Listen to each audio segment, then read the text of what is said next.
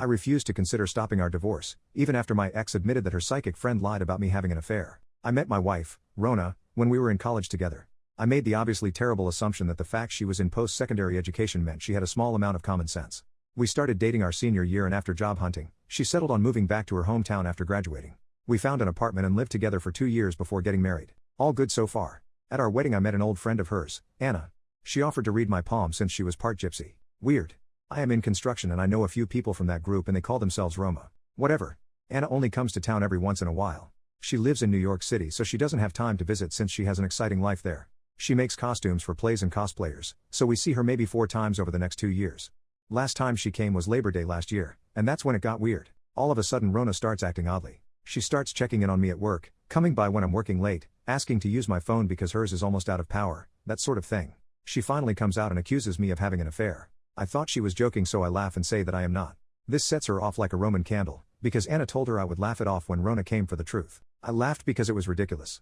I barely had time for a relationship with my wife and my job. I am home all weekend long. When I go golfing, her brother is almost always either in my foursome or at the club. And most important of all, I love my wife. I wouldn't do anything to harm her, and yet she takes the word of Anna, the psychic seamstress, over mine. She asks me to leave our apartment. I say no because I have nowhere else to go. So she leaves and moves back with her parents.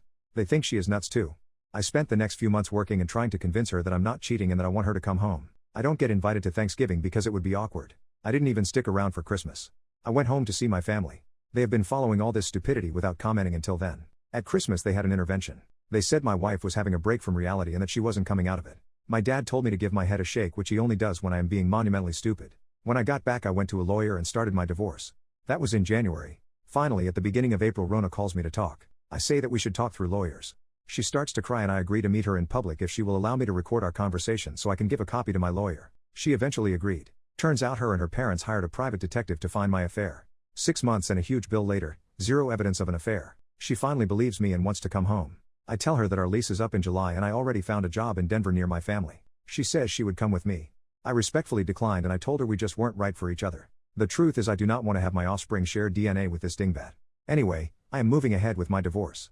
I am gutted that she took her friend's psychic vibrator over mine. Her family has approached me several times. The last time her dad offered to front us a 25% down payment on a house if I agree to go to marriage counseling instead of just leaving. I politely declined. I cannot be bought. Rona is now depressed, but I see no way of ever trusting her again. She is young enough, she can marry again and wreck some other guy's life. It's crazy that someone I loved for so long can just switch up like that. I feel like I did the right thing by parting ways, but I'm not sure.